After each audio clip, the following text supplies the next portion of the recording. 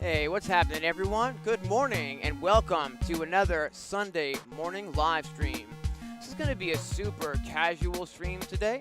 We're just hanging out with the Digitakt. It's got a brand new update this week that makes it even more amazing for using with something like a little Eurorack Skiff. And that's what we're going to be doing today. We're going to be messing around with the Eurorack Skiff and sampling that into the Digitakt, hopefully. Gonna bring the volume up just a little bit more here. You guys can let me know if you can hear me and if you can hear the audio that is coming through the stream. All right.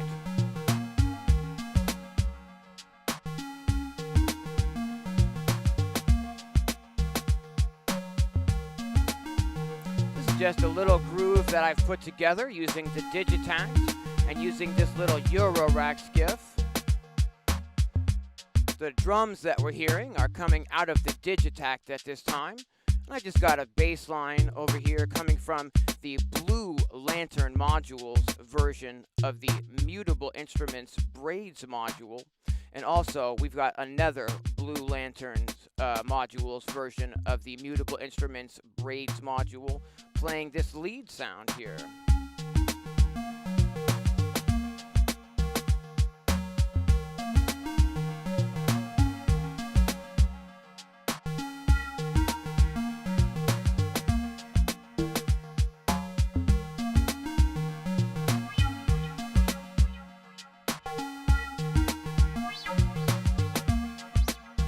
I'm also using the Pittsburgh Modular Local Florist module today. This is kind of a combination of a chorus and a flanger module. If I take this off of the lead sound, it just gets a little bit more plain and clean sounding. And if I add a lot of this chorus, we can really hear that effect come through there. I'm just using a really subtle amount of this chorus effect today from the local florist on this lead here. Bring that bass line back up. Alright, gonna check in with the chat and make sure you guys can hear me. Alright, yeah, happy Father's Day, everyone. Alright, we've got two cams today. We've got the talk cam and we've got the overhead cam. I've got the streaming laptop over here on a shelf, actually, and the talk cam is actually embedded kind of back in this shelf as well, so that we can get this set up today. Sounds good. Alright, cool deal. Yeah, inside a case, I'm not really about that as well, so definitely the blank, my OCD gets a little screwy if it's not, super organized looking. Hey, what's happening, Sean? Hey, what's happening, David? All right. Okay, let's see here. What I think we're going to do is go ahead and start from absolute scratch today.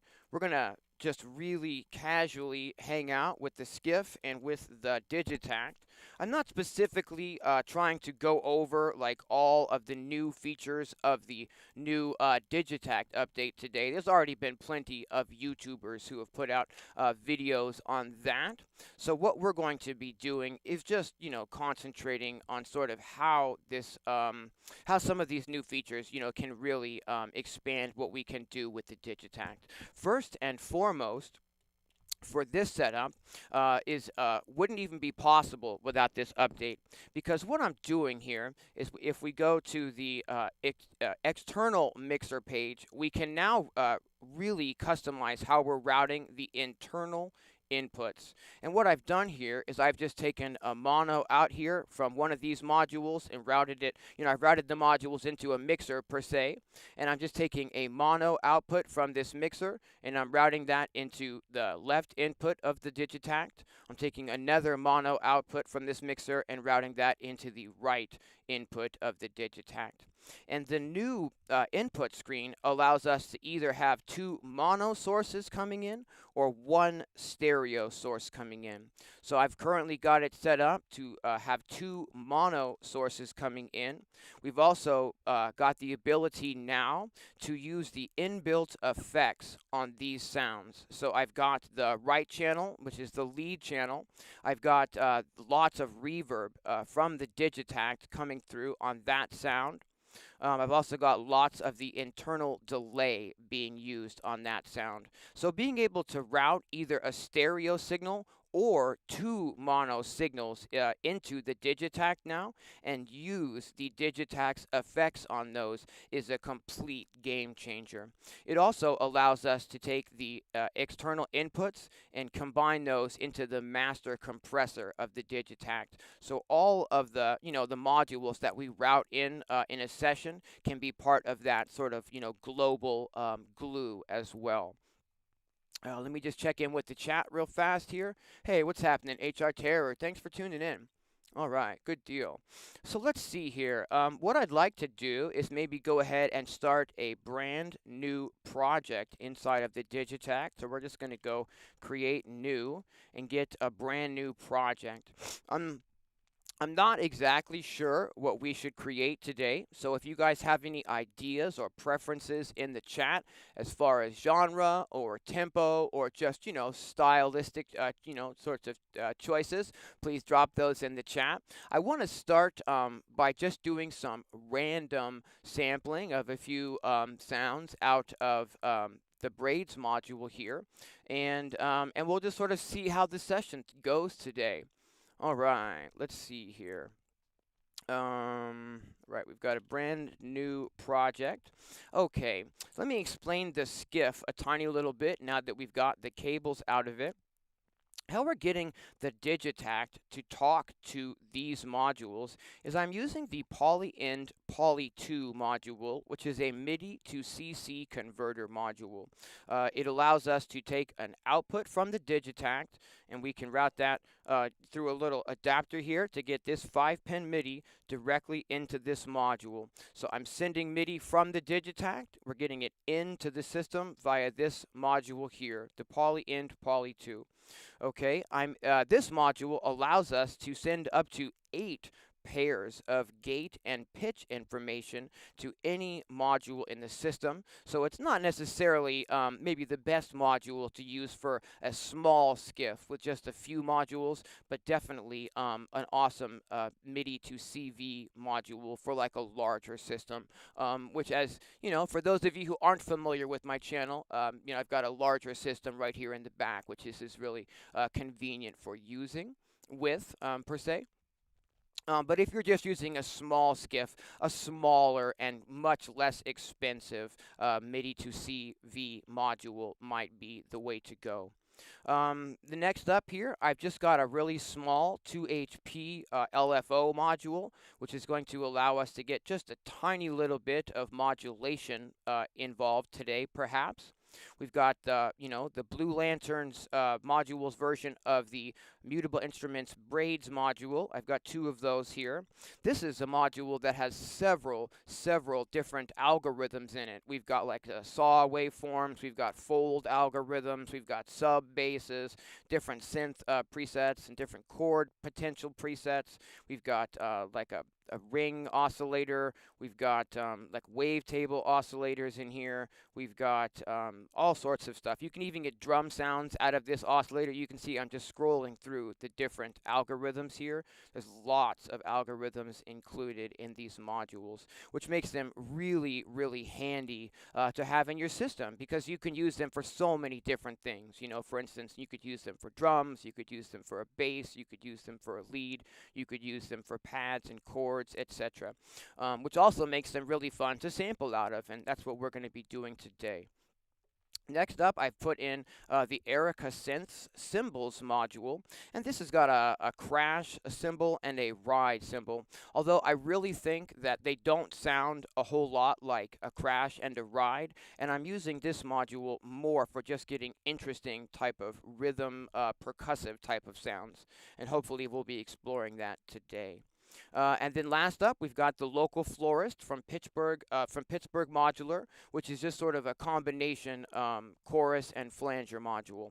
I've got the Quad a 10 module here from WMD Devices and Steady State Fate, and that's just allowing us, to get volume out of the modules and route that into the Digitakt. Again, I just want to stress that this really wouldn't be possible until this most recent update this week with the Digitakt, where we can now route in 2 mono sources to the Digitakt. We can even pan those, and we can even use the internal reverb, delay, and compressor on those input channels as well. So if I want to use the Digitakt to say maybe do a little bit of sequencing of percussion, right? What I'm going to do, actually, let me explain how this module works first. There's a few different modes in it. We can use its, pitch and gate mode, which is what it's set in now. It's just set in, it's got 8 pairs of CV and gate, and it's just set to channel mode. So the Digitakt has 8 MIDI tracks underneath it, and this has, the ability to receive 8 pairs of gate and pitch information. So I really think that these 2 modules can be a really sweet pair. But what we're going to do is we're going to go ahead and take the gate output, which is, basically the length of time that the note is going to hold, and we're going to put that into the cymbals trigger input. I'm going to take the second gate output, which and I'm going to route that into the ride trigger input. So now if I send a note on MIDI channel 1, it's going to trigger the crash, and if I send a note on MIDI channel 2, it's going to trigger the ride. What I want to do is I want to take, I believe if we don't plug anything to the crash output and we just plug the ride output, I believe that we get both channels summed together. If we don't, then I'll just fix that as needed. But what I'm going to do is go ahead and set up MIDI channel 1 here on the Digitakt. All we need to do, is select the track that I want to send MIDI from, so it's going to be the first one, and I'm going to hit function and channel so I can set that to MIDI channel 1.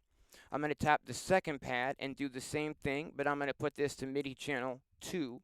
And again, now when I press the first, pad, we should be sending a trigger signal out to the cymbals module. And when I press the second one, we should be receiving that. Now what I want to do is I want to turn, I'm going to go back so I can show you exactly what I'm doing. I'm going to go to the sampling input page at this time, and I'm going to make sure that the monitoring is turned on. I'm also going to change the input source here to input left and right. I believe that's what we want. Main left and right. No, it's not. Is that? Hold on. Let's find out. Is it input left and right? Yeah, it sure is. And fantastic. What we've got now is, if I can. Yeah, I've got individual control over these sounds, and we're hearing both of them summed together out of the one output. That's just a neat feature of the cymbals module itself. Otherwise, I would have to, if it didn't have that, I would need to take a separate out, But now we're just mixing those together. Now, what we've got in the cymbals module is several sets of ride cymbals and crash cymbals. If I bring the decay up on both of these and set the tuning to sort of a normal position and take these loops off, yeah, I can kind of scroll through what these sound like for you guys. Check my volume here. Cool. So we've got kind of a crash on the left and kind of a ride cymbal, on the right. I can scroll through different sort of kits of, collections of these sounds. So we have the next one here. There's a crash. There's a ride. Now, we've got controls here for the decay of these sounds is the thing. So I can have the ride be, a long ride or just a really short sound. And now it becomes kind of more like a hi-hat sound. I've got control over the tuning of these sounds with the tuning knob here, and we can go way down. And now we're getting, like I said earlier, much more of a percussion type of sound than an actual, ride cymbal. We could do that same kind of thing with the crash. The tuning on both of these is global. So the one tuning knob affects both the crash and the ride. So I can bring this, short, and then we've got control over the pitch, right? Let me bring these back up and show you the rest of these sounds. There's a different one here. Those are really more percussive sounds than ride and crash. I'm not sure what that's about.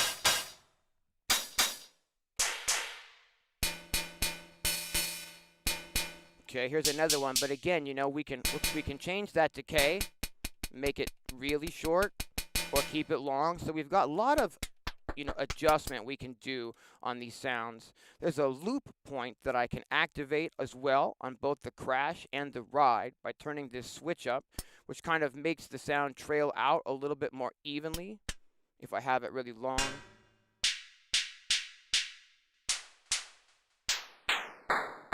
Hear what I mean about being able to get really low and kind of percussive sounds here? So what let's do, if someone in the chat wants to maybe drop a beats per minute, maybe we'll set the Digitakt to that BPM and start working at that BPM today. What do you think, guys? Should we maybe get some up-tempo stuff happening today? Or maybe should we get some slow and chilled stuff happening today? Or maybe should we get like some mid-tempo stuff happening today? Does anybody have any ideas or suggestions for tempo or genre today? We've got Smazat with 140. Let's go with 140.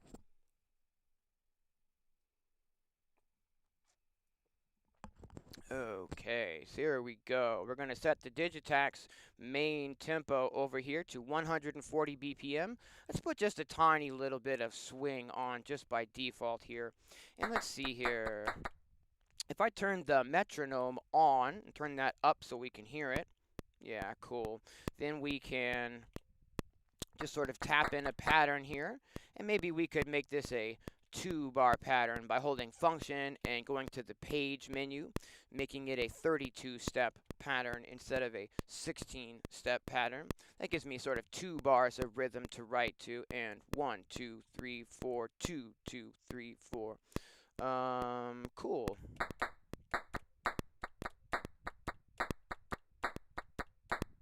Kind of like that, actually. 2, 3, and...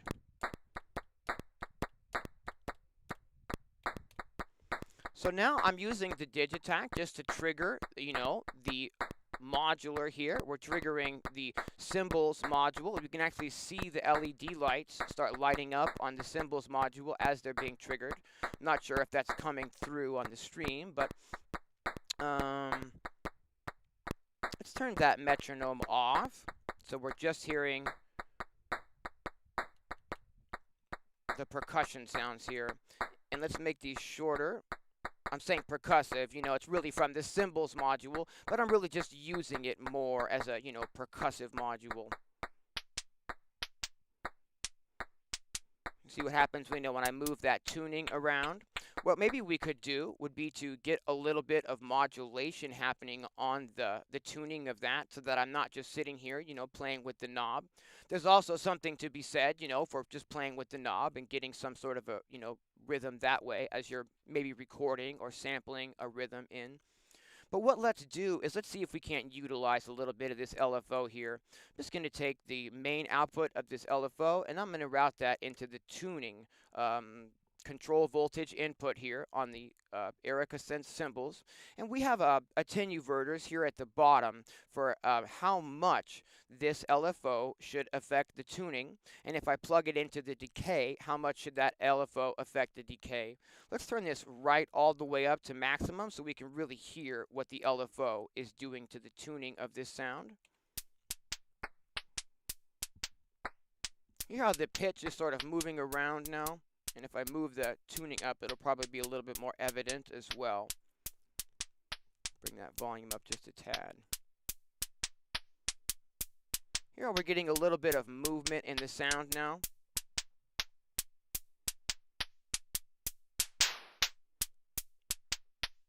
And what we could do is we could, you know, affect the speed of this LFO if we want to, make it really slow or make it really fast, how much it's affecting that tuning there.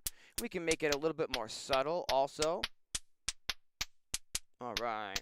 Let's do the same type of thing with the decay and see what that sounds like. If I take the second LFO output here at the bottom and we route that into, let's see here, the C, this one here, the ride decay CV. Yeah, that's what I want. Now what we're getting is we're getting very subtle variations on the pitch here And we're also getting subtle variations on how long the ride is holding out for. You know what I mean? It's more, noticeable the longer I turn that ride decay up. Okay. Then we could, scroll through any of the sets of sounds in here as well. I don't know how many there are. Maybe 8 or something. We've changed to a different one there. Here we're on yet another different one. That changes it a bit as well, as we change through the sets of sounds. But I think what we're going to do is stick with that very last set of sounds and just go ahead and sample that in to start with today. I'm going to get a nice loud level coming into the Digitakt here. Don't want to blow you guys' ears out at home, so I'll try to bring the master volume down there. And let's just sample a few of these hits in. Here we go. Cool. Turn the volume down on the Eurorack, and now what we've got inside of the Digitakt is we've got a sample here with quite a few different noise hits on it. And what we can do is we can maybe trim into the very beginning so that we can save ourselves a tiny little bit of hard drive space by cutting off what we don't need before the samples. Let's see here. What am I doing wrong here? Why am I not hearing that back? We'll find out in just a minute, but let's go ahead and just save this for now. And we're going to go ahead and clear, and we're going to go, let's call this Euro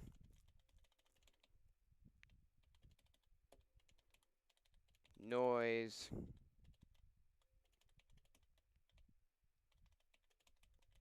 Chain. Cool.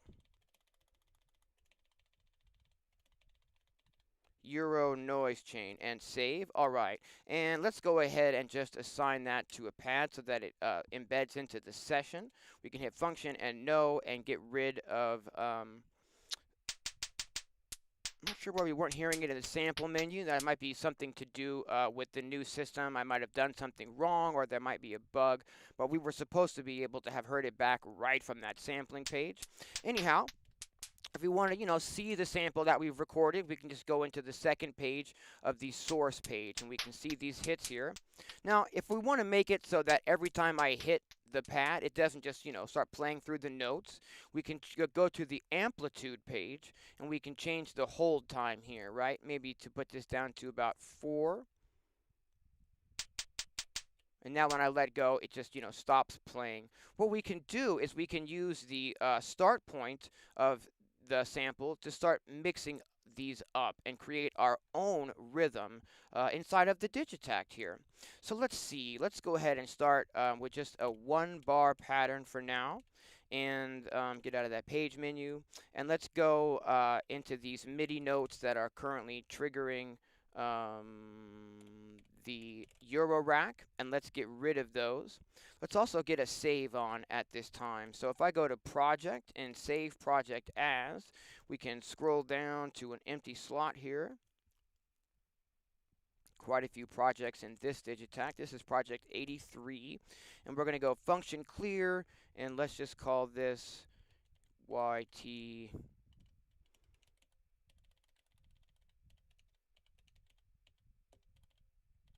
Euro Skiff.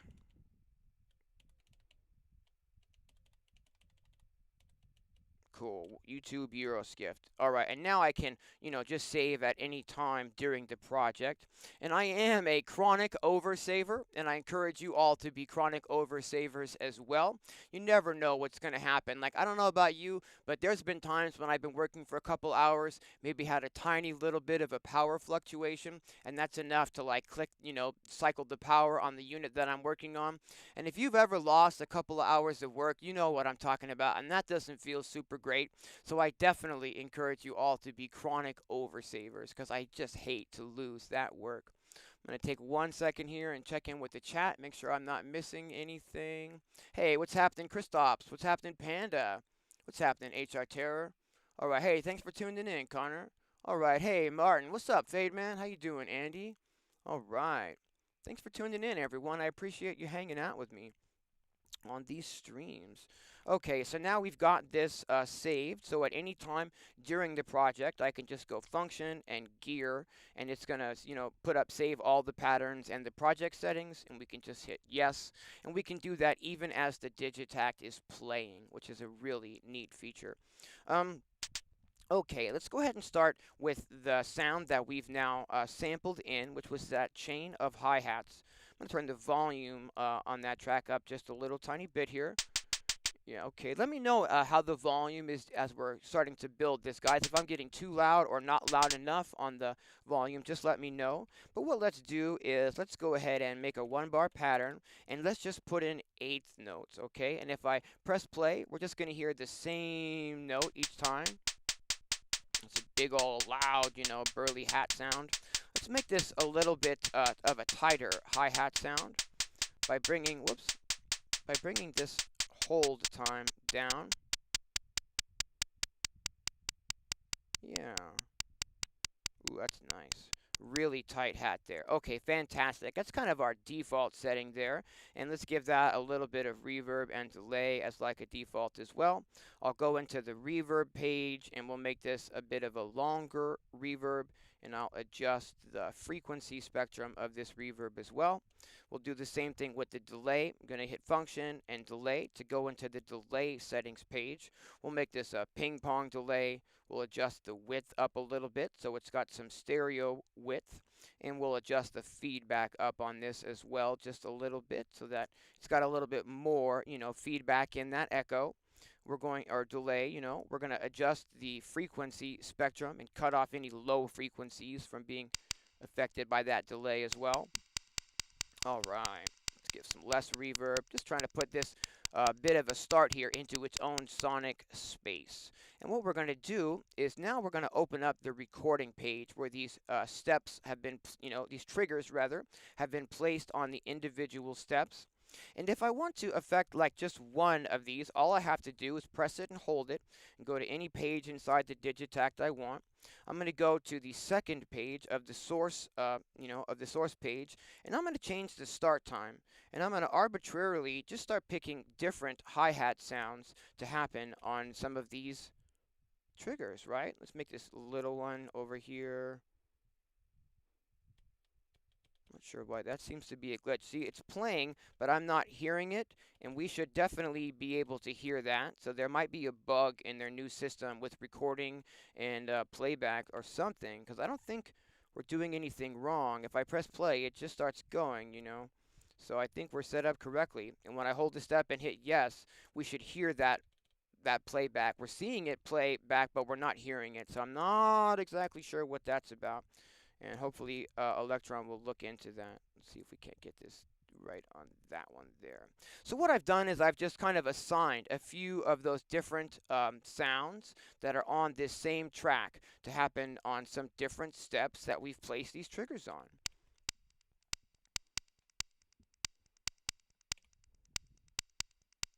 This one here, it doesn't seem to be coming through the way we would expect it to, so we're going to adjust that one.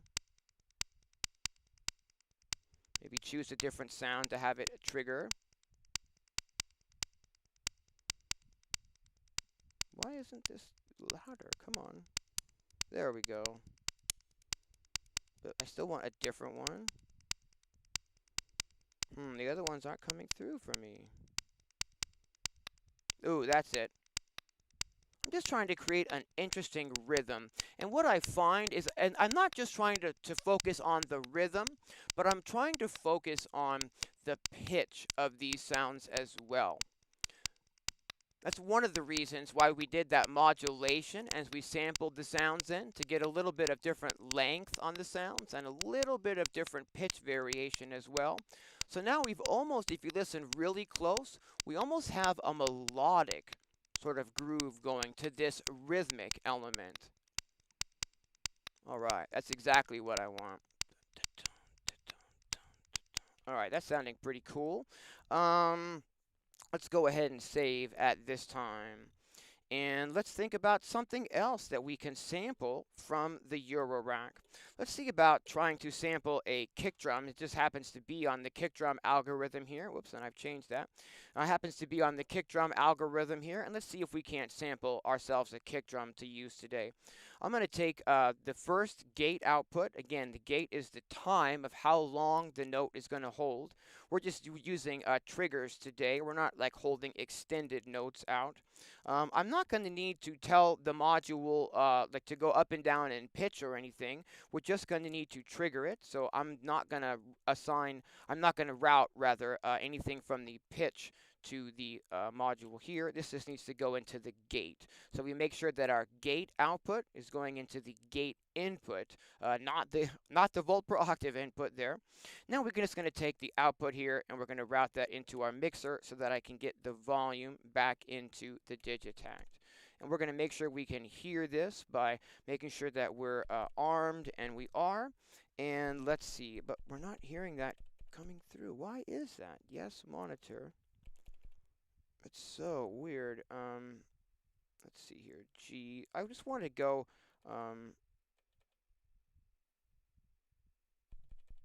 Yeah, I just want to go left in today. Only. Okay, we're starting to get a little. Yeah, starting to hear it there.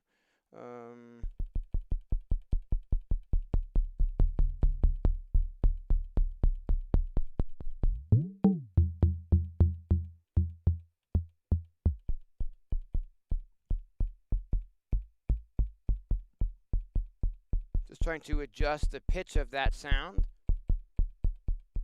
This is the length of the sound here on the right, and this knob on the bottom left is how much transient attack we get on the sound. So if I max that out, we get a really punchy kick with a really kind of tick on the attack of that sound. Whereas if I bring this, further back, we get a much more subdued and softer kick sound. I think maybe somewhere in the middle today might be good. That sounds pretty good. Let's go ahead and sample that kick drum in. I'm going to hit yes. And that'll probably get us there. And I'm going to go ahead and zoom in on the Digitakt here so we can trim that out. And again, we should be hearing this playing back. So I'm not really sure what this is about.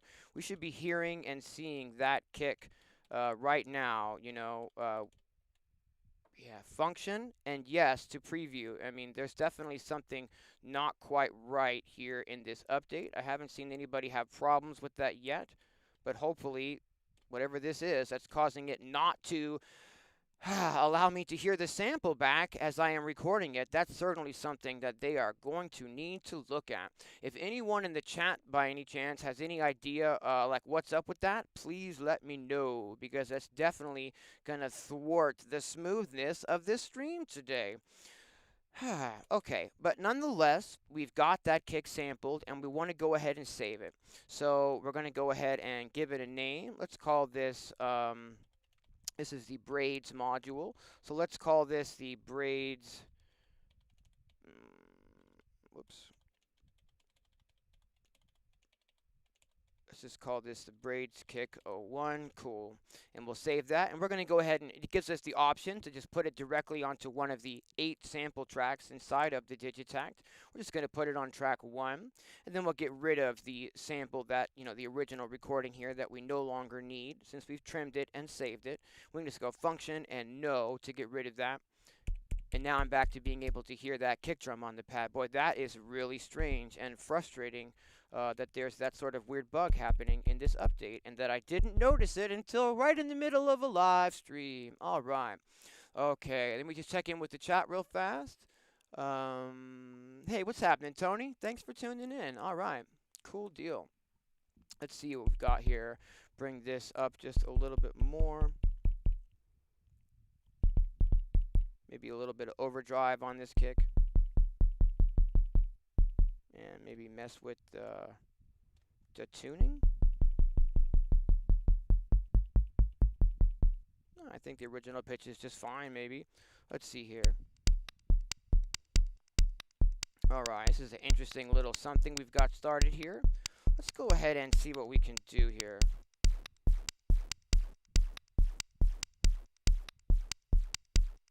kind of grit up that kick drum a little bit and almost get like a sort of an 8-bit chiptune vibe start to happen here. I'm kind of liking this. Let's go ahead and filter down this hi-hat just a little tiny bit maybe, so it's not quite so harsh. I wasn't expecting to go this direction, but I'm kind of liking this. It's a squishy sounding kick drum there. It's kind of cool. Let's go over to the master page and affect this compressor here. Try to squeeze these sounds a little bit together using this master compressor here.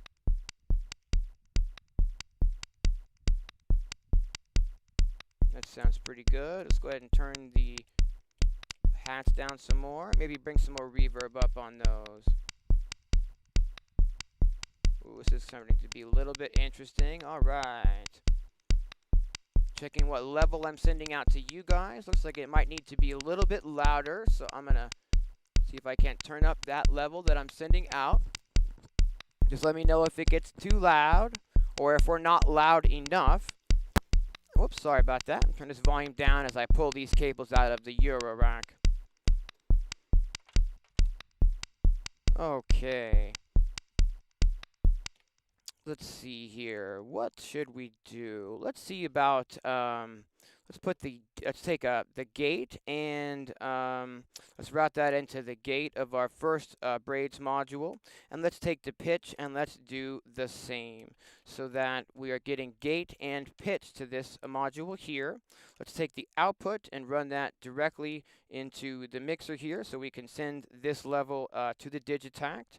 And let's see here, if we go back to the sample page, we can hear that I've got quite a bit of level coming in here. Let's see, let's mess around with these and maybe go back to some of these earlier algorithms. Now, I am not an expert at using this module. It has so many different algorithms in it that I think I'm probably going to need quite a bit, more time before I can really say that I'm like some sort of an expert at using this. Right now, it's just kind of a lot of, experimentation. But here we have a nice chords algorithm, and I can see if maybe, see if maybe I can get us something to sound cool. It's a little bit difficult to tune these. Let me see what I can do.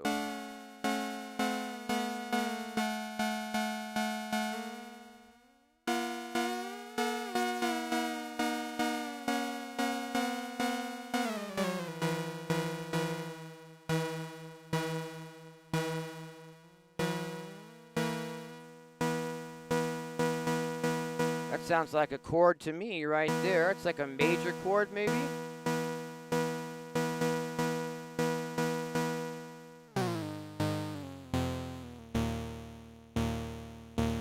Am I sending out too loud of a signal? Just let me know, guys. Ooh, I kind of like it down there.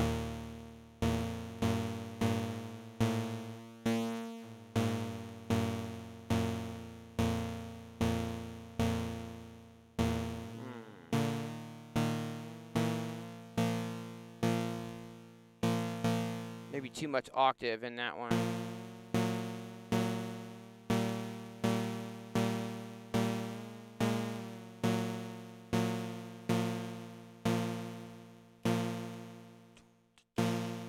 Not quite right. See what I mean about difficult to tune sometimes? These knobs on the bottom left and the bottom right are tuning it relatively to the root note here. So we're getting the other two pitches are these here in the chord. So depending on how I tune it, we can make a major or a minor chord, but it definitely, or like an diminished, all that kind of stuff. But it just definitely needs a little bit of fine tuning and finesse to figure out exactly what you want. Oops, that's not right. No, that is. What am I doing wrong here? I'm tuning the wrong module. That's what I'm doing wrong. Oh my goodness, how embarrassing.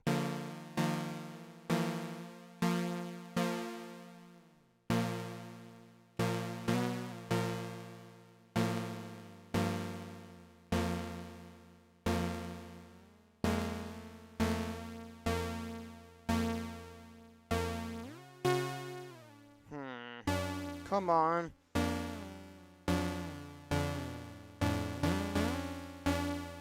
I don't really want that that octave sound. I really want more of a like a like a minor chord or something.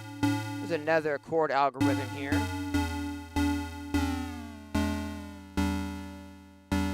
Ooh, do I dare? That's kind of an odd sounding chord, isn't it?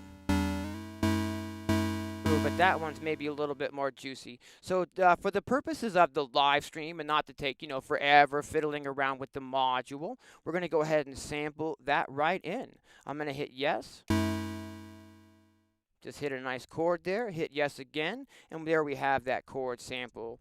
And now what we're supposed to be able to do, we're supposed to be able to zoom in to where we'd like to cut it, hold function, and hit yes, and have it play back the sample. But for some reason, it is not doing that. So hopefully they're going to get in and they are going to fix that, because this is huge and really it's going to make, sampling difficult. Oh my gosh, we're supposed to do the same thing here. We're supposed to be able to go function and yes to hear what we've sampled. And it is definitely not working. So like, I don't know where to trim the end. Like if I trim it too close, I might get a click on the sample. If I leave too much air at the end, then we're wasting hard drive space inside of the Digitakt. So this is certainly frustrating to encounter on a live stream, but let's just move forward if I can. We're going to go ahead and clear that name, and let's just call this Euro. I don't know exactly what chord this is at this time, so we're just going to call this Euro chord, 0001 or something. Cool. And we could put this on a pad. I'll put this on pad 7. We can go ahead and delete it, the original recording now that we've done that, and we can actually hear the sound now. If I go into the amplitude, that's so weird about that sampling thing. If I go into the amplitude page, we can adjust the length of time that that sample plays. And I want it to play out, basically in its entirety. If we douse that sample in reverb and delay, we start to get a really nice sound here. Let's bring this reverb up a little bit more. Cool. This is a strange creation today. I have no idea where we're going with this or what it's going to sound like. So this is kind of a fun one. Ooh, yeah. I just want to decide on whether we want this on the downbeat or the upbeat. Let's go ahead and give ourselves a 4-bar pattern to work with, though, instead of just that 1 bar. And let's see here.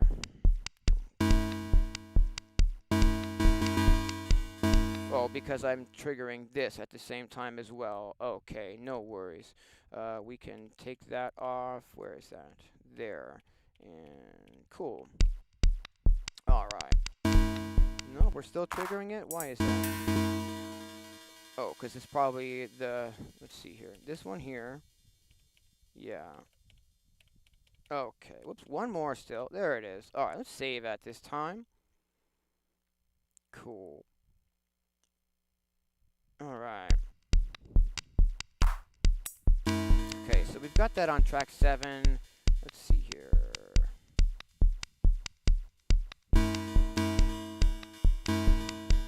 Ooh, okay, let's do that. So I'm going to go ahead and go into a live quantized mode. 3, 2, 3, and 4, 2, 3, and...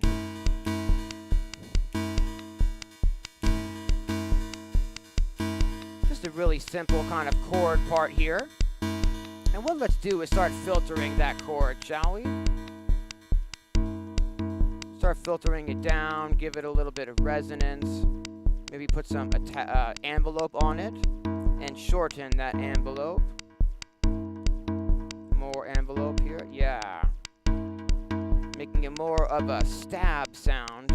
And by affecting the filter, bringing the cutoff down, but telling the envelope that it should affect the cutoff based on this envelope here, this means that we're bringing this cutoff up a little bit based on that tiny little amount of envelope. So just at the beginning kind of transient of the sound, we're boosting up that filter, giving us more of a plucked type of sound, utilizing the envelope here.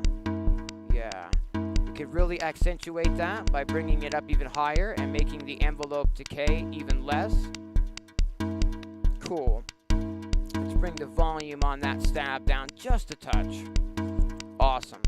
Now what let's do is let's hopefully utilize another one of the new features inside of the Digitakt, which is they've got 2 LFOs for every sound now instead of just 1 LFO. And so that's going to super give us a whole, wealth of extra possibilities as to what we can do. Let's see here. It's an F sharp minor 7. Hey, I really appreciate that. That's very helpful. Thank you, Connor. Awesome. Very helpful. Thank you. Okay. Let's unplug this for now because I'm not using the Eurorack and I just want to keep that really straight. And let's start affecting this chord sample using the built-in LFOs of the Digitakt. If we just go over to the LFO page, we can assign that first one maybe to the filter frequency, right? And let's see, we can have this maybe go down at a very slow speed. So we can just kind of move this filter down and up, at a really slow speed. It's going to affect sort of how the timbre of the pluck evolves, hopefully. We're just gonna bring this. Yeah, now we're starting to hear that filter move.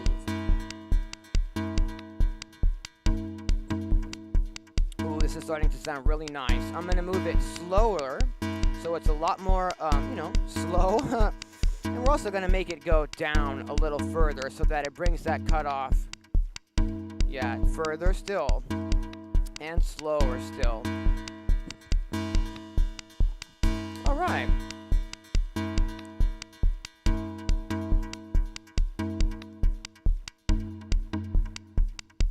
Ooh, that's cool.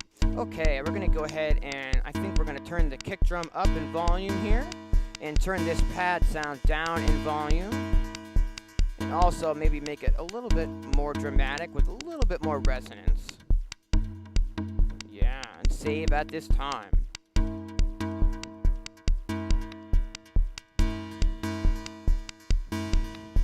Still think that chord is too loud, so I'm going to keep bringing it back. And what let's do is just get ourselves a really nice open hi-hat at this time, I think. I like to put hi-hats on track 3 in the Digitakt often. And what I think we're going to do is just scroll through some of my hi-hat sounds in my sample banks for the Digitakt and try to find an open hi-hat here. For those of you who aren't aware, I've got 7 sound banks available for the Electron Digitakt. Every type of drum sound you could imagine for creating electronic music is in these banks. And let's see here. Let's load one of these hi-hat sounds onto the 3rd pad here by just going function and going into the sound browser by turning the knob here. Depending on where you've got, your sounds stored in the banks of the Digitakt, that's where you're going to go for something like this. I've got my hi-hat bank in bank D here, so I can just start scrolling through hi-hats here. We can play the groove, and I can just hopefully... Yeah, our preview is working in this section. That's really awesome. Let me turn the volume up on this pad, actually, before we start scrolling. And let me just cough for a second. Excuse me. Okay, so we're going to put that on pad 3. We're going to hold function and touch the sound browser to get us back into the browser. I'm just going to play the groove now, and we can preview some of these sounds over the groove.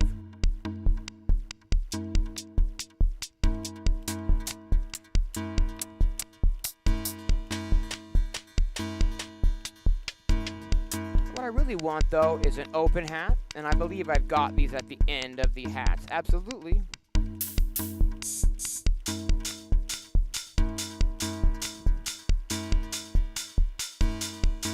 Oh, I really like that one.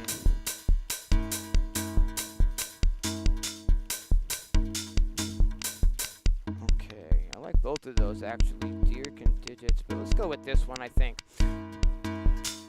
We can just go ahead and put this in on the open hi-hats. Cool.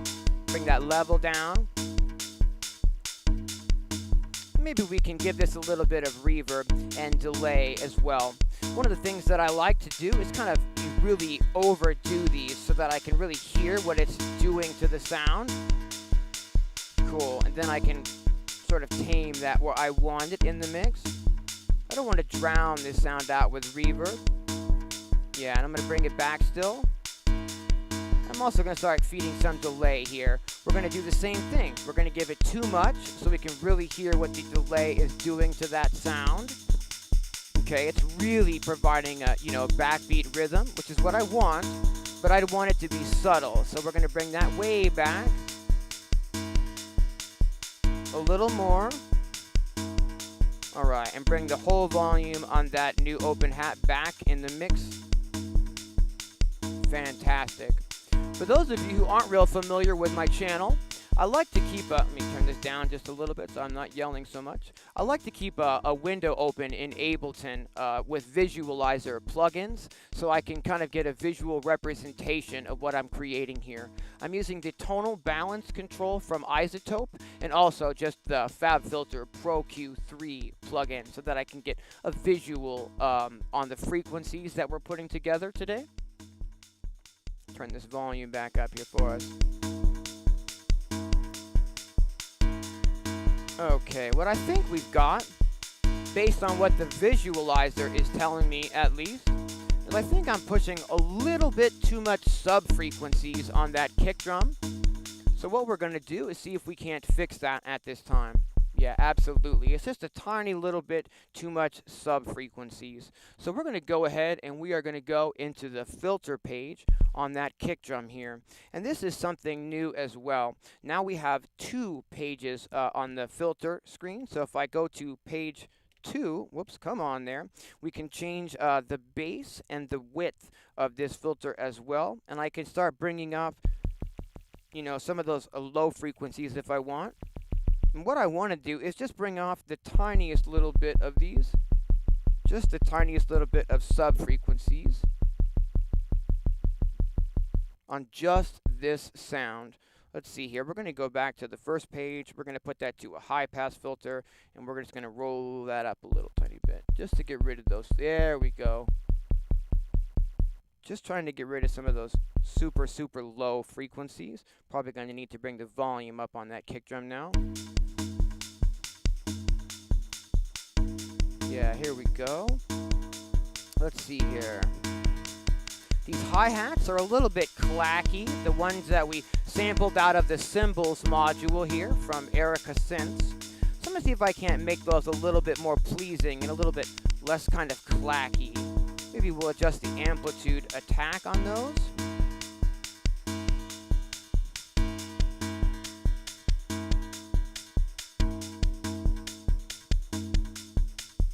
Oh, I'm kind of liking that as I go in on the attack a little bit and soften these hat sounds up.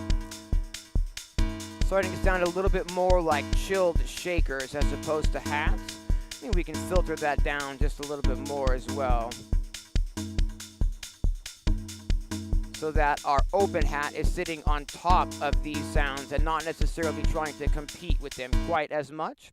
Another thing that we can do is we can take this open hat, maybe pan that like, 5 to the left, and maybe we can take our closed hats and maybe we can pan those, about 5 or 6 to the right to give just that tiny little bit of stereo separation so they're not really just fighting for that center part in the mix. Go ahead and bring these down in the mix just a little bit as well.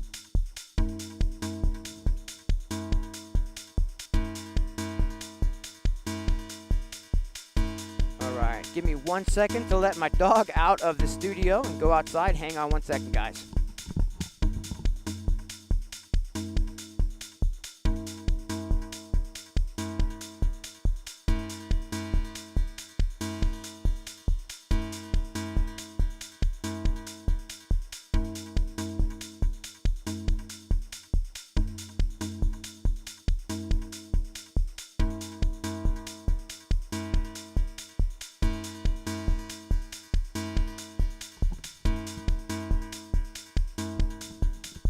Sorry about the rest there, everyone. Let me check in with the chat, see if there's any questions. Hey, what's happening? Well, thanks for tuning in. just started to build the DIY Eurorack. All right, congratulations on that. I haven't done any building of any modules yet, but I would really like to. I don't really have any experience like with that kind of thing, and it's a little bit intimidating, you know, thinking about soldering in such a tiny capacity. But certainly could be a fun thing to add to this type of, you know, experimenting as well, maybe. Let's get back to see if I can't adjust this mix a little better.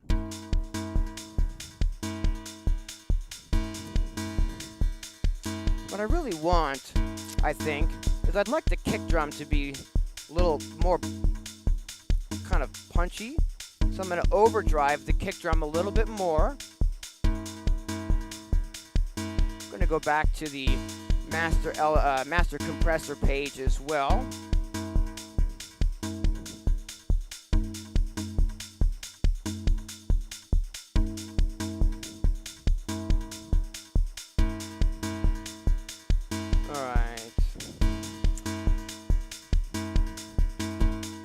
That chord is still maybe just a little bit too loud.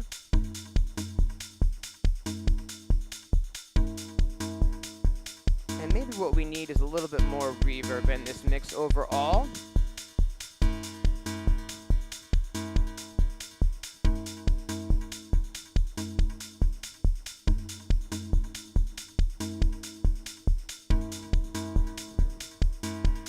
Cool, let's save that this time.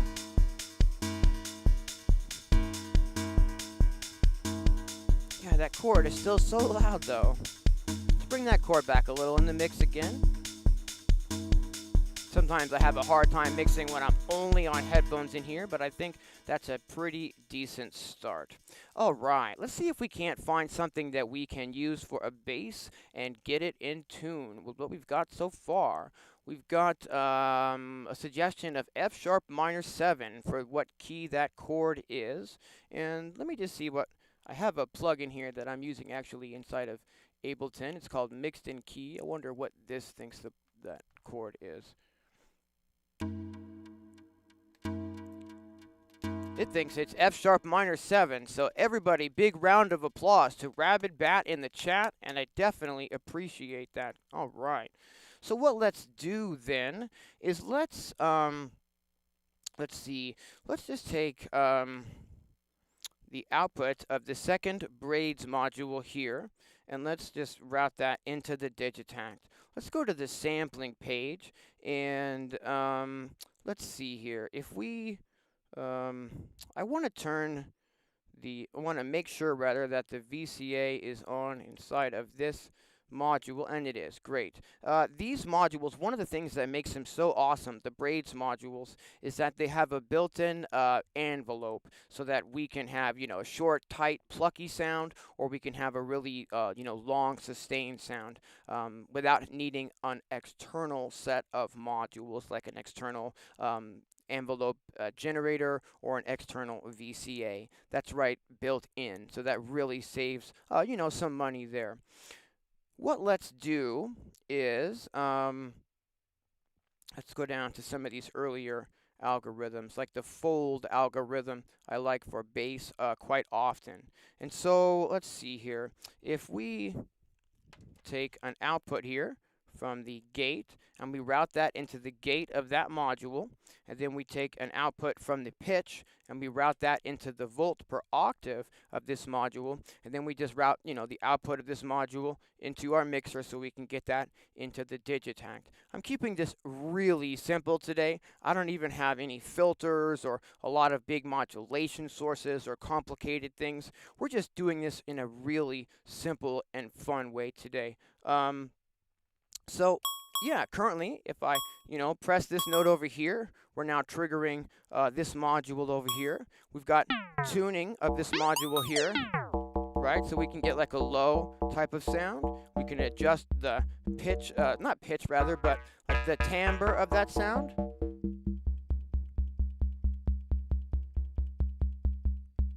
Adding a little extra color to the sound there. And what we can do then is just coming in most like a C, and what I want that to do, if I could get it to come in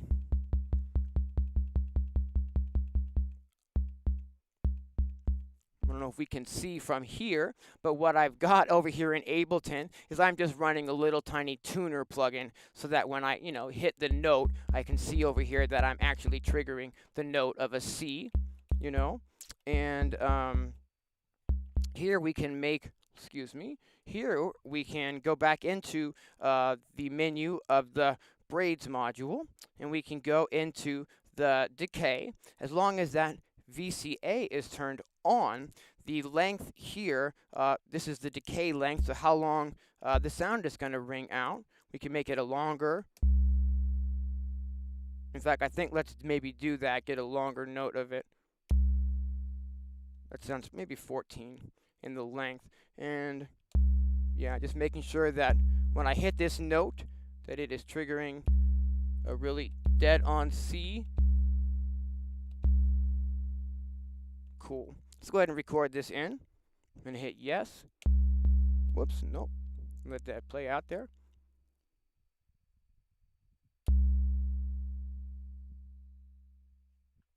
Cool. We'll go ahead and stop there. Let it normalize those samples, and we'll trim that second hit out.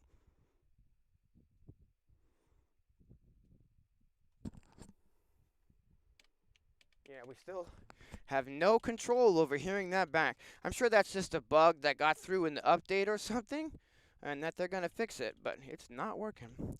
We should be able to, hear that and decide exactly how much of that air we want to trim off at the end. But for the live stream, I'm just going to leave too much air.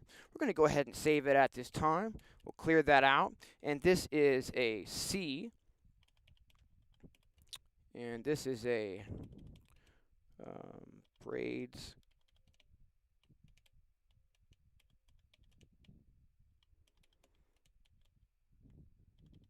The algorithm we used was the fold algorithm, so I'm going to embed that into the sample name. We're going to call this Braids, C, Braids fold, 44, whatever.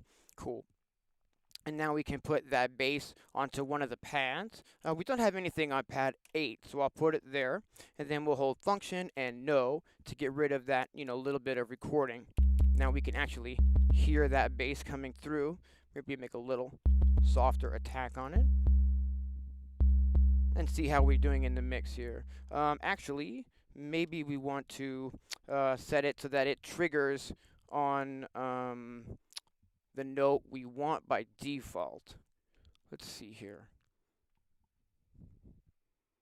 5, 6. If I go up 6, that should put us on the root note of an F sharp.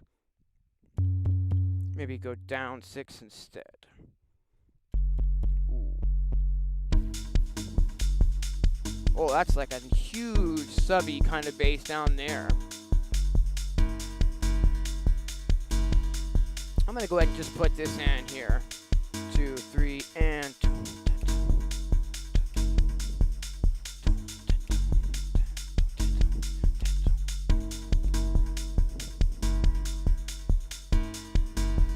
Bringing the volume of this bass down just a little bit.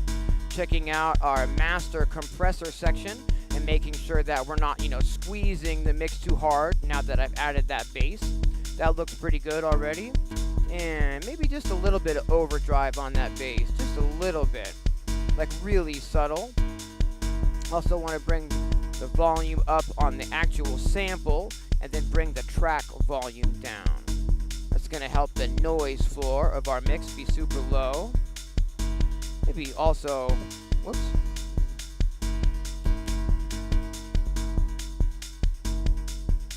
I think I was affecting the wrong track there, and I want to bring that back up. Yeah, that's our chord.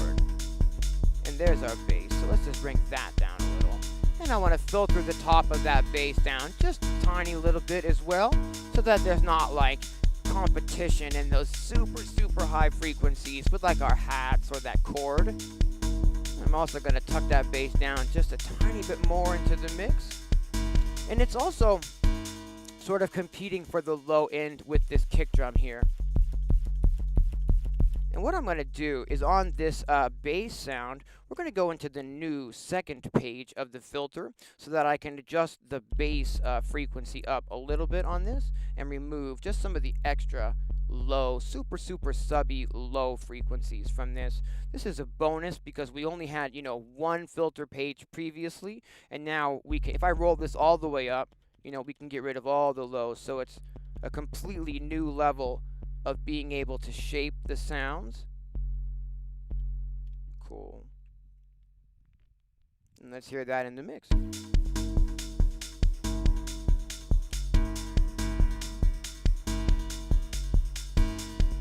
Yeah, I want this to be here instead. Yeah. And I also want to put an extra note at the end of the fourth measure. Yeah. And maybe we'll bring this one down in pitch by 2 semitones. Yeah, that's better. Maybe we'll make the length of this bass not quite as long. One of the things that I learned that really stuck with me per se is that a volume is really based on the length of a sound. Meaning, if a sound plays out for longer, it comes across as louder. And if you need a sound, like for instance, if your hi-hats are really loud, they don't always need to come down in volume. Sometimes they need to be made shorter. And the same is true for the kick drum or the bass as well. Like if you're getting like just way too much volume in that frequency range, one of the things that we can do is work on how long these notes are all holding out. To help, get everything really in the mix where we want it to be. Let's save at this time. All right.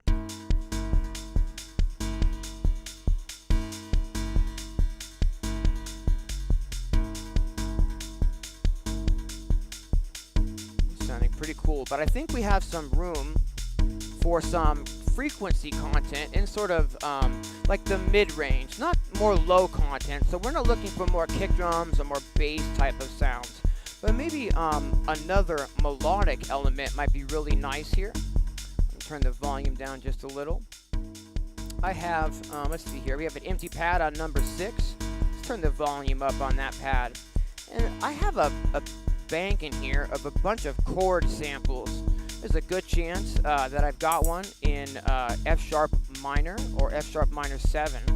So let's see about that. If we just go into the samples folder here, we can see what I can find. I've got, let's see, folder of chords here, and we can just start scrolling down and see if I've got any in our the pitch that we're working in. That would be really convenient. And if we don't, we can see if maybe we can find something anyway. Like for instance, here's one in G sharp minor. If we were to tune that down just a couple semitones, we're right in the right key.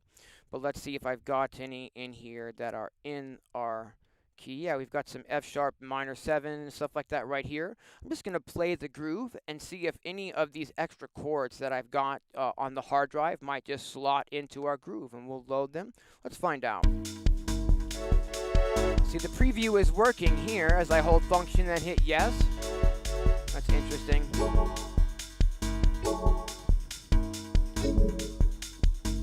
That's a major. Whoops. F minor. These aren't the sharp. Let's do this though. What let's do is let's grab a bunch of these F minor chords. Let's just grab a bunch of these, right? Because the project will allow us to load quite a few different samples. And I'm not worried about space today. I think we can load 128 samples rather per project. So I'm not going to worry about, overloading it with samples. And we're going to load those F minor 7s to the project. I put a little check mark by them. Go to the right page here and we just select load to project. It's going to ask me, do you want to load those 25 samples? I'm going to say yes. And what we'll do is we're going to assign, let's see, I think the pad 6 here, and we're just going to tell this that it should trigger 1 semitone higher, and then all of those F minors are now going to become F sharp minors, if that makes any sense, when I start scrolling through them in the project like this. And we'll see if any of these might slot in.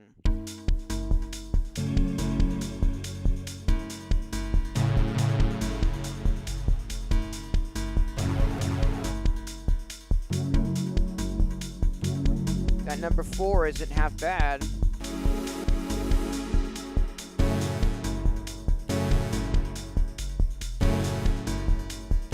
Nope, but that's it. Right there. And now let's bring that way down in the mix. Yeah, way down.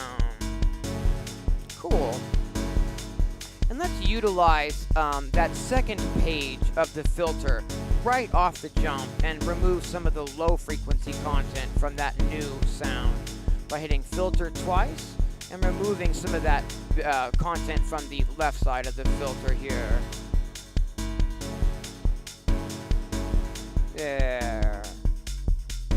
Let's give that sound like some reverb and delay.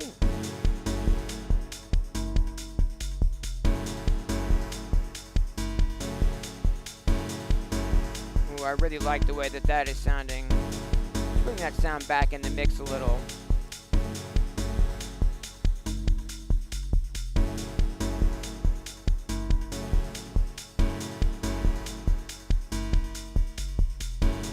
Let's do is let's take our we have two different chords in the pattern now. We've got our new one and the original. So let's take our original and maybe pan that 10 to the right, and maybe take our new one and pan that 10 to the left so that they're not competing for the same space in the stereo field. What does this sound like? Yeah, we're getting there. We'll bring the volume up on the new chord. And we're going to remove some more of that low frequency content from that new chord.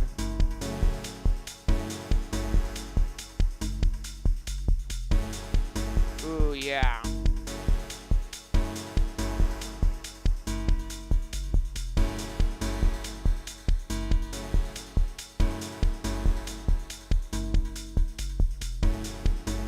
Go ahead and save at this time.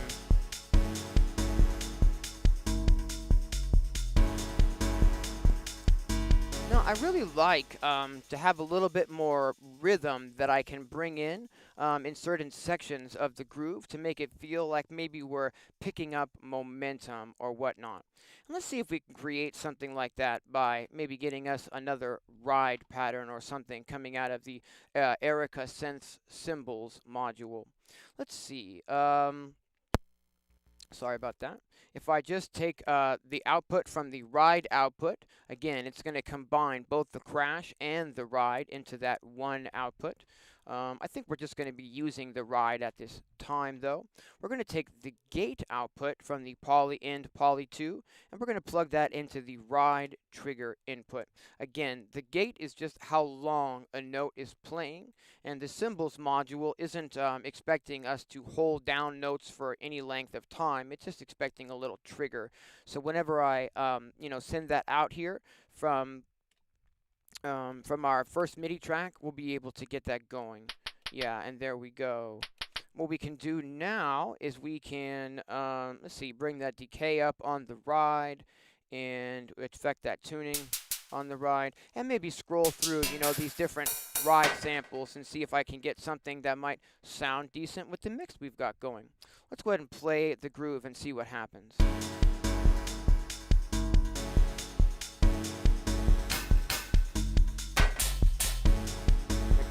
Quieter.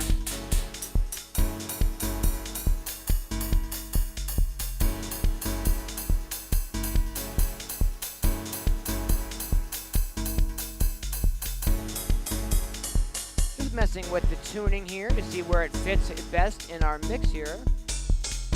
Because we can get really low or, really high.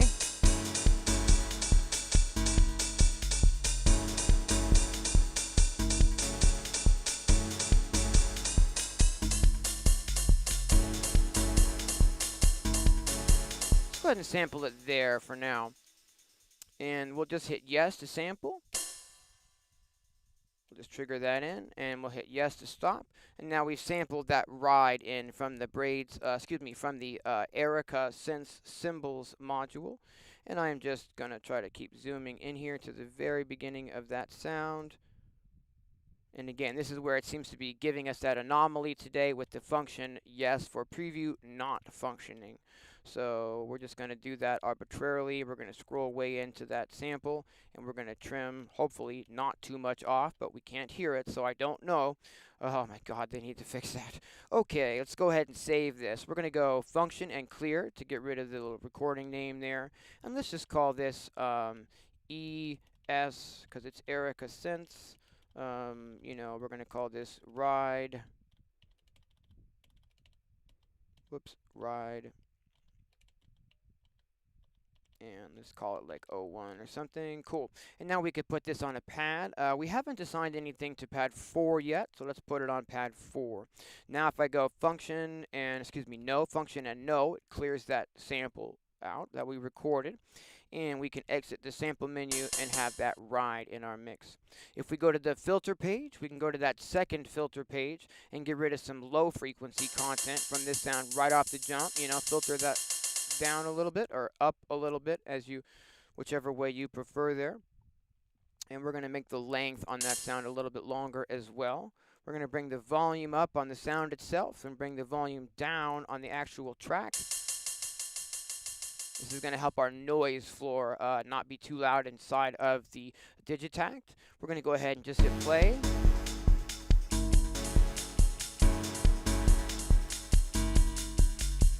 Kind of trying to figure out what sort of a rhythm I want to put in today. I think just the eighth notes will be fine. What we're going to do is just put in these eighth notes here on one page. But to get them a little bit more variety in the sound as it plays back, we're going to mess with the velocity on those.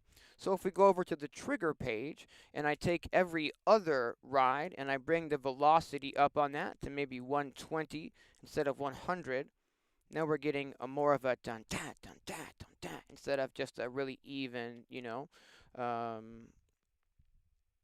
playback of these sounds. We'll make all of these offbeats a little louder. Okay, cool. And now what we can do is hit the page button and copy. I can go to page 2 and we can page paste. I can go to page 3 and we can page paste. I can go to page 4 and we can page paste and just paste those ride triggers in through all 4 bars of our pattern here. Now if I press play, we can start adjusting that ride cymbal in the mix. Because it's way too loud right now. You can maybe mess around with the tuning in here as well.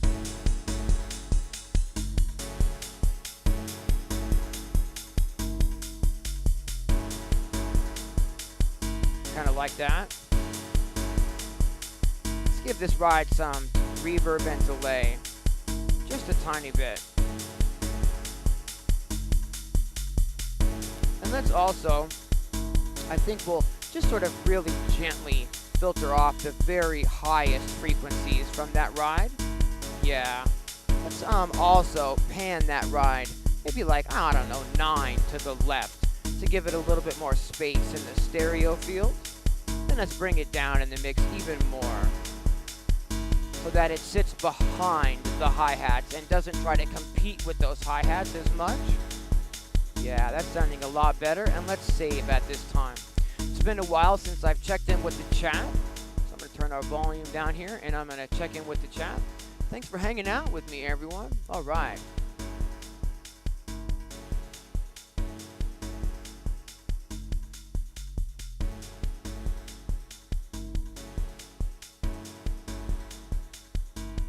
Hey, thanks, Derek. Yeah, what we're using today, guys, is for those of you who might have missed the intro, I've just got a really simple Eurorack Skiff connected up to the Digitakt today. And what we're doing, in fact, we can unplug, whoops, sorry about that. We can unplug these now that we've just sampled that ride sound out of here. What we've got is we've got the Poly-IND Poly-2 module, and this is a MIDI to CV converter. So it allows me to take 5-pin MIDI from the Digitakt, and it converts that into CV information that the Eurorack can understand. This module is is a little bit more robust than what you would need to just have in a small skiff like this, and they make a lot, less intense MIDI to CV converter modules. One that might just have, two outputs instead of all of these outputs. This is a very expensive one, which really helps in my larger system. But what it allows us to do is take gate and pitch information and route that to these modules. So any of the algorithms inside of here, there's tons and tons of algorithms. You can get everything from lead sounds to chord sounds to basses to drum sounds out of these modules, which is why I just love these. These are the Blue Lantern modules version of the Mutable Instruments Braids module, and the official Braids module is a little bit larger than these, so these save a little bit of space in your system. These also have like an older firmware in them, so it's different than like the firmware that comes by default inside of the Braids module. So you get a few different algorithms there. And then I've got the Erica Synths Cymbals module, which we've just been sampling some, chilled percussion out of today. This has got like a crash and a ride, but you can change the decay and the tuning and get more of a percussion type of sound out of this module, which is really more of how I've been using it. Next up, we have the Local Florist from Pittsburgh Modular, which is a chorus and flanger module. I had that in the example that we started with, but we haven't actually used that today. And let's go ahead and sample a snare at this time. And maybe the snare would sound interesting going through this Local Florist. Let's find out. What I'm going to do is I'm going to route the gate output. So that's the time of our note, right? I'm going to, not the pitch, just the gate. I'm going to route that into the gate input of the Blue Lantern modules Braids module here. We're going to take the decay down a bit. And let's change algorithms. Let's go over here and find the snare algorithm on this. Okay, snare, all right. Whoops, not cymbal, but snare, okay. And let's take the output of this module and route that into the mixer so that we can hear it. If I bring the level up on the mixer here, we should start hearing this sound. And we can affect, bring that down, the tuning of this, and whoops, I'm hitting the wrong module there. We can affect the tuning of this. We can affect the sort of how much transient is on that attack, so a really sharp or more, chilled one down here. We've also got a little bit more effect on the sound with the color, make it a little brighter or make it a little darker. Sounds really nice. But what happens if we run that into the Local Florist from Pittsburgh Modular? Then we'll route the output of that into the Digitakt here. And what let's do is see what we can come up with here. See if we can't make this interesting or, some sort of something.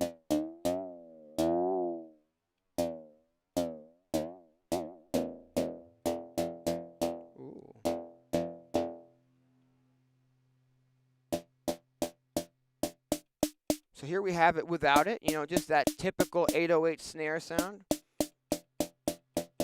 But I can really alter it up with this kind of flanger and delay. If I bring the modulation, flanger and chorus.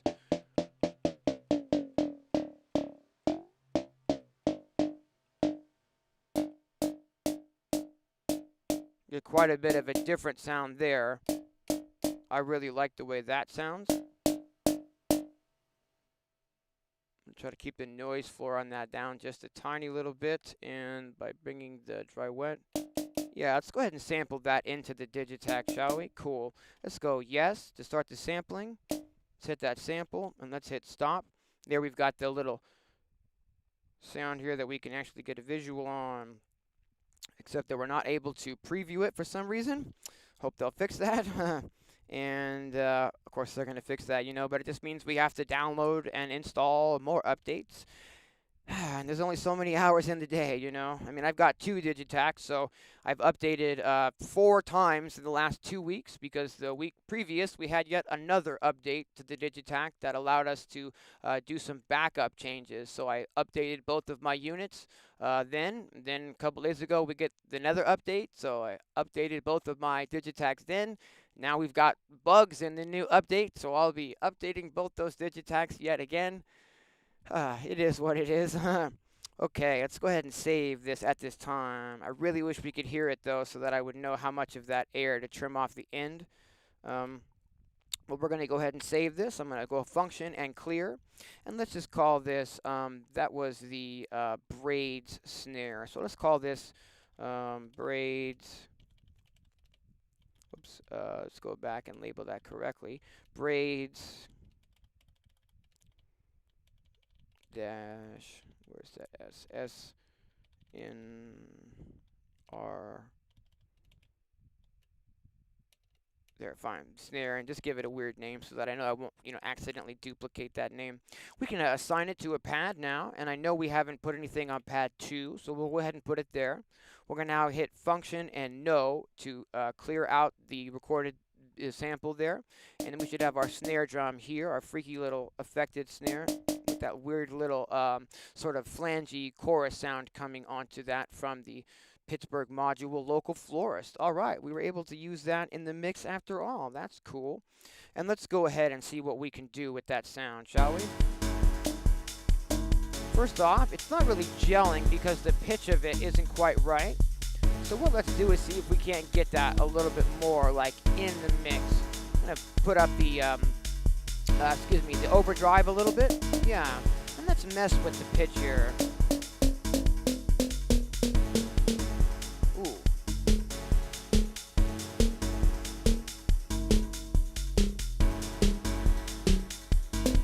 I can't find where it sits really well. I think it might be there. So if I went down an octave from that, it would be what here? Ooh, and we can tighten it up. Hold the phone here.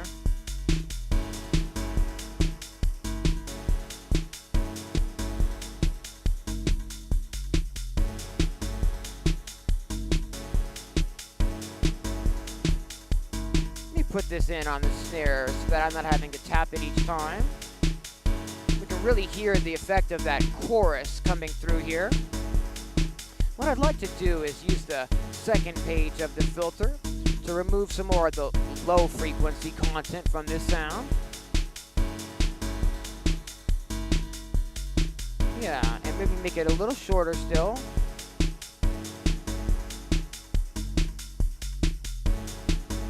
Bring it down in the mix a little. Let's give it some reverb.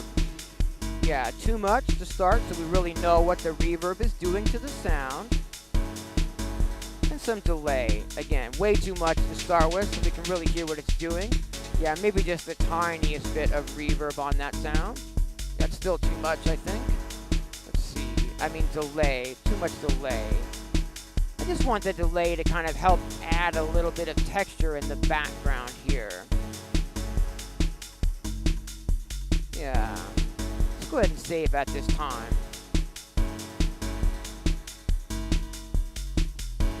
I'd also like to show that we're doing pretty good with the visual representation. Come on a journey with me across the room, will you? And let me show you this. Am I on the right camera? Fantastic. So I've got the, whoops, take my battery and set it here. Get rid of this other plug-in so we can see. I've got the FabFilter Pro Q3 here, and then we've got the tonal balance control from Isotope. We can see that we're pushing a little bit, heavy on those low frequencies, and if we could, we might like to boost those, some of those low frequencies as well.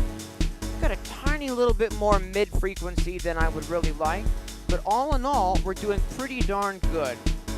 And considering the, limitations that we've got inside of a box like the Digitakt, I'd say we're doing exceptionally well for the way that this mix is sounding right now.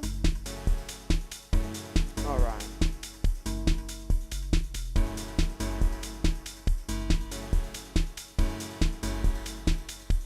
I never really know what we're going to create on these, live streams or how it's going to come together, but I think we're doing pretty good here.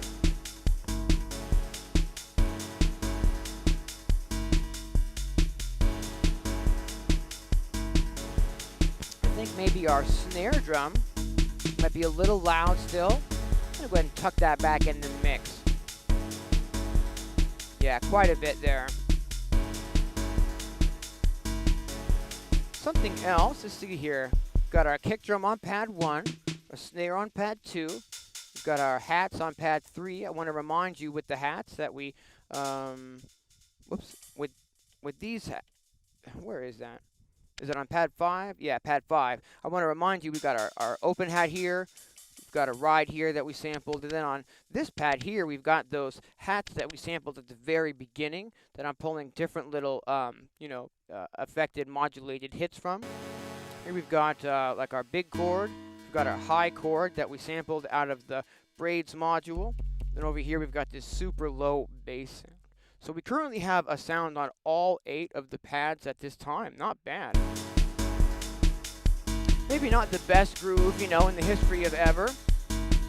But for a live stream, I think we did okay today.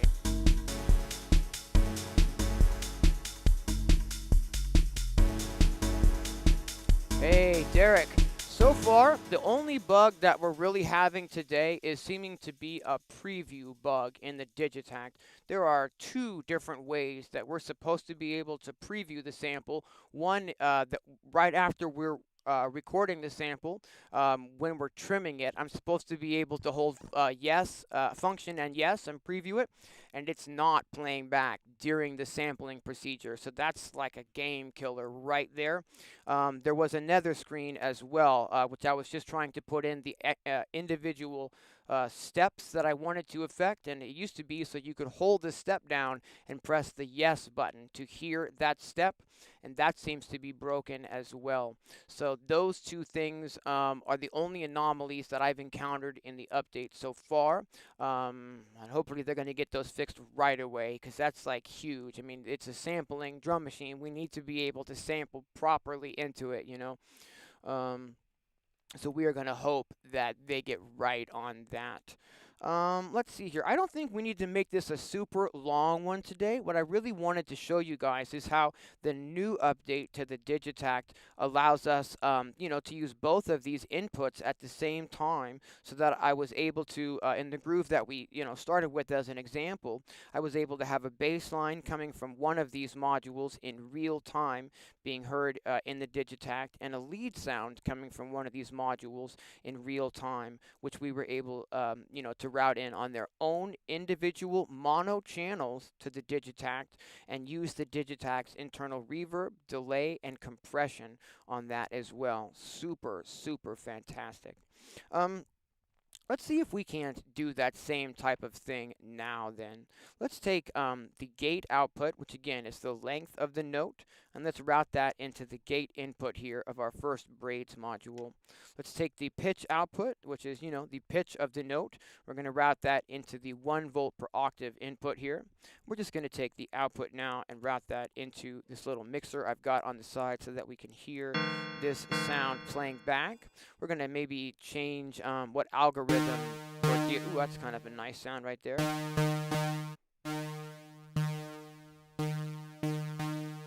Some of you may recall from past streams me talking about the volume differences between the Eurorack gear and standard, tabletop, desktop production gear. The Eurorack stuff is about 18 decibels louder by default than the standard line level signal. I'm not exactly sure why that is, but sometimes the levels that we get out of these modules are just very loud. We can see here that, the mixer itself is down to just below 9 o'clock, so it's barely even turned on at all, and we're getting a nice loud sound. It could easily go, way too loud with that if we're not careful. So definitely something to think about. I really like this particular mixer that I'm using today because it functions both as a mixer and also as an attenuverter to get, like if you want to run an LFO into this and then adjust the width of that LFO with a knob, you can do that as well. And another bonus thing about this particular module, this is the WMD and Steady State Fate Quad A10, is that it doesn't take any power. There's no power on this one. So if you've got limited power available inside of a skiff like this, you don't actually. There's plenty of there's plenty of power slots that we can plug a lot more modules into. But if you had a limited amount of plugs, something like this, certainly helps there.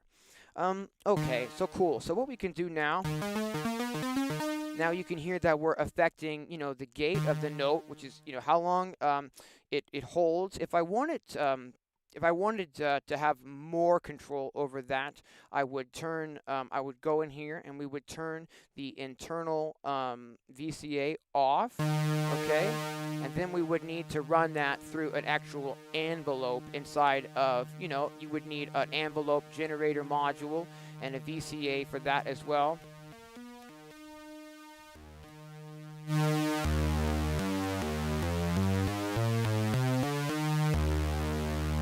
That if you wanted, whoops, again, as I was saying earlier, I really think that's, one of the really big benefits of using the Mutable Instruments Braids modules or a clone thereof, is that they have the built-in VCA so that you can, not necessarily need to have a ton of extra envelope modules, which can, be really helpful if you are using a small skiff like this, or maybe just adding a couple of modules to your setup. But here we can adjust exactly how long this note is being held out. We can adjust the attack of it here as well. So we can have it almost fade in. And we can adjust the decay, which is the length of that sound. We could have it be very, very short or, quite a bit longer. I really dig that. All right.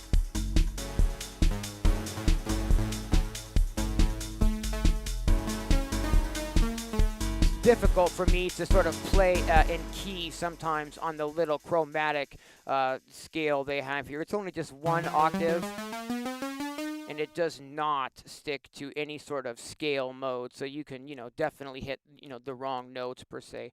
And it's just a little bit out of my comfort zone to like play melodic content this way, but let's see what we can do. In fact, if I let's see here. If I tune this -6, I believe then my root key will be that F sharp. Am I doing that right? What am I doing wrong here?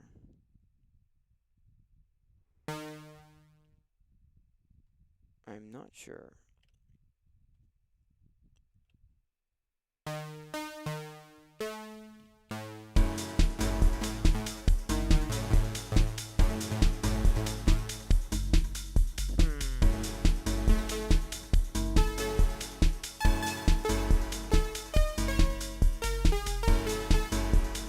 Okay, let's see. What let's do then is, whoops, I'm on the wrong page. So let's get rid of that note. Let's go to just page 1 here and put in like 4 notes arbitrarily. And let's see, I wanted to make these, why is that? Let's see if I can get that going here. F sharp 3. Let's make this F sharp 4. Let's make this F sharp 3. And then make this F sharp 4.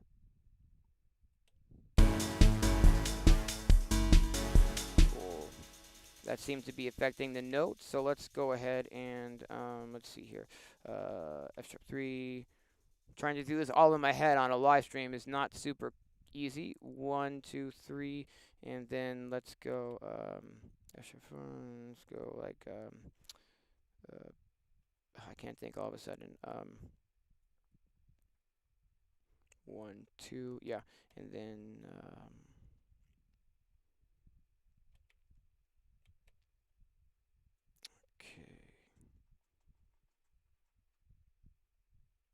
oh, I need to go to E rather, not hold the phone.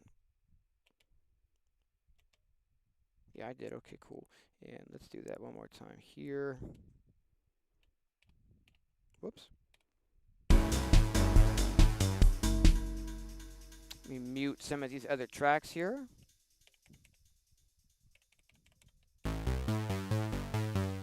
That's not too bad. It's not the best riff in the world, though. Let's see. I'm just going to copy this out a page. Just do this kind of arbitrarily here. And then start adding in some other sounds. All right, cool. So we're hearing the Braids module in real time over the mix now, so we can adjust kind of the timbre of the sound and whatnot in real time.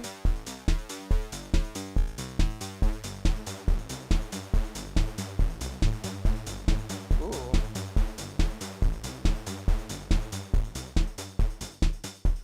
We can adjust the length of that sound, kind of like it at 10, I think.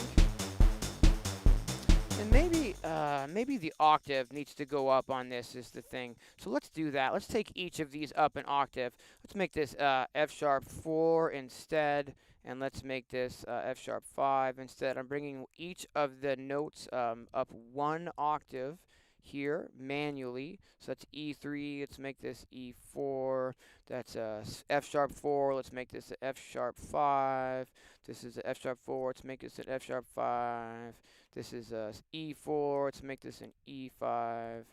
And this is a, whoops, I just screwed that all up. I think we need to copy and paste that in here though and leave that as an E. Cool. So I've adjusted one page of pitches. We're going to copy that page and just paste the new page over the old pages so that all of those pages have the octave up version of this little pattern I programmed in here. Yeah. Okay.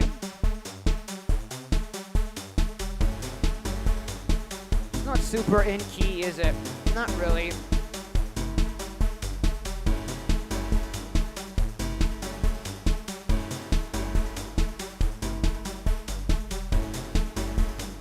Oh, I see my volume's here, right.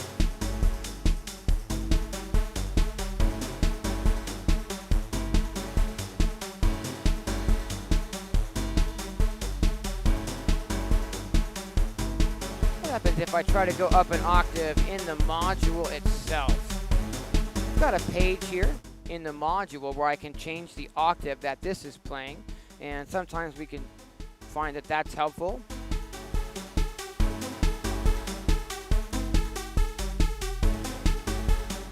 Yeah, it's really not the most in-key thing. Although sometimes it's a little bit easier if we're sampling things in rather than doing it, both ways. Also, we started with kind of an odd key today to get us started, which makes it a little bit more difficult for me to just, completely sync up to on the fly. But what I wanted to show today, I think we pretty much did get across, is how I'm just using, a MIDI out from the Digitakt, and any MIDI to CV converter module can be used here in place of, this poly in to poly 2. It doesn't necessarily need to be a big one with like 8 different, pairs of outputs. I mean, we're only running 2 modules in here that can accept gate and pitch, for example. So if we've got a smaller skiff, we would definitely be able to get away with a much less robust MIDI to CV module. Just got a couple of sound sources in here today. These are the Blue Lantern modules version of the mutable instruments Braids modules. Tiny little bit of modulation from this 2 HP LFO. Couple of sounds that we sampled out of the Erica Synths Cymbals module, and then the Local Florist from Pittsburgh modules, which we used casually on a snare. It sounded much better on the example patch that I took plenty of time to set up before the stream. But I think we are going to go ahead and call it today rather than just have me, fighting things in pitch and key between these two sound sources today. But I do want to hang out in case anyone has any questions and for you guys to say goodbye to each other in the chat and all that kind of good stuff. I also want to announce, I think I forgot to announce at the beginning yet again, that there's going to be a really special live stream coming up on the 11th of July. My good friend Trovarsi is going to be in the studio. It's going to be the first guest in the studio, and we are going to be patching Eurorack together. She's going to bring a system over, and we're going to patch our master clocks together and just go sound for sound and see what happens and see what we can create in real time on the stream. So definitely save that date, Sunday morning, 10 a.m. on July 11th. That's going to be a super fun stream, and I'm really excited about it. All right. Okay. Yeah, I love that we can just cycle through samples as well. The Digitakt is awesome in that respect, and that's one of the reasons why I originally made the sound banks for it that I did make, so that I would be able to do exactly that.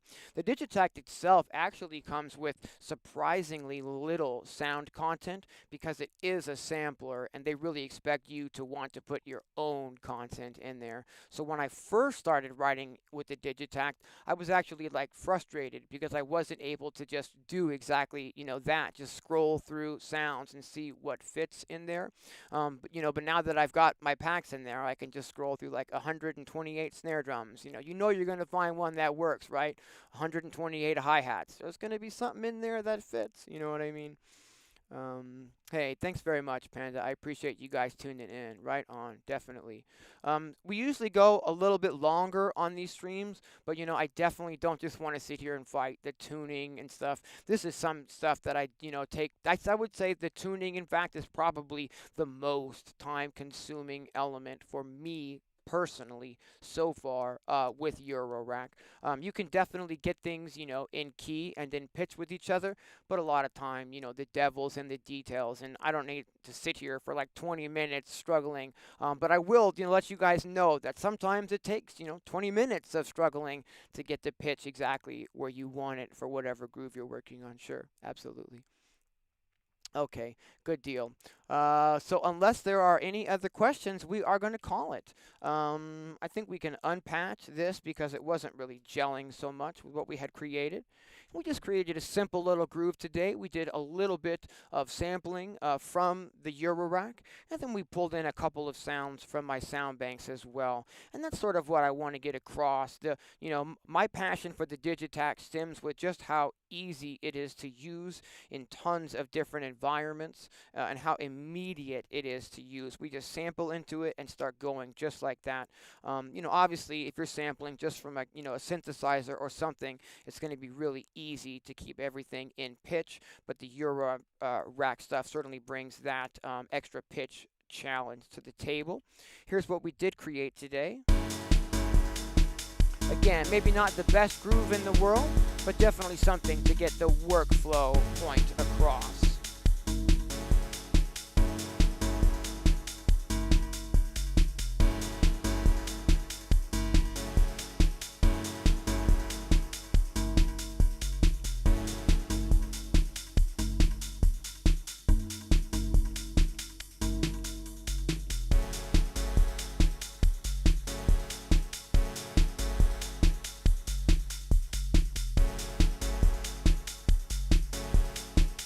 I really like the personality that's coming through on that snare drum, where we did a little bit of the Pittsburgh local florist on that to give it that extra kind of something.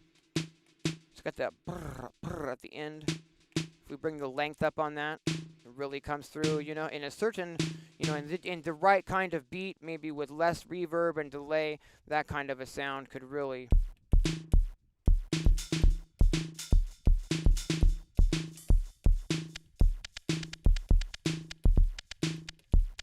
That's just it. We've got that unique kick drum with a little bit of the squishy sound from the bit crushing that we put on it from inside the Digitakt. A little bit of custom kind of sound at the end of the snare.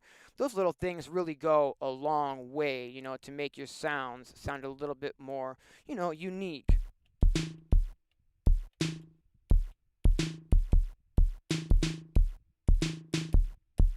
In just the right, environment, that could be really, really handy to have. All right, you guys, I do believe we are going to go ahead and call it for this week. And okay, no more questions. Cool. So until next time, guys, thanks for watching. All right. Thanks a lot.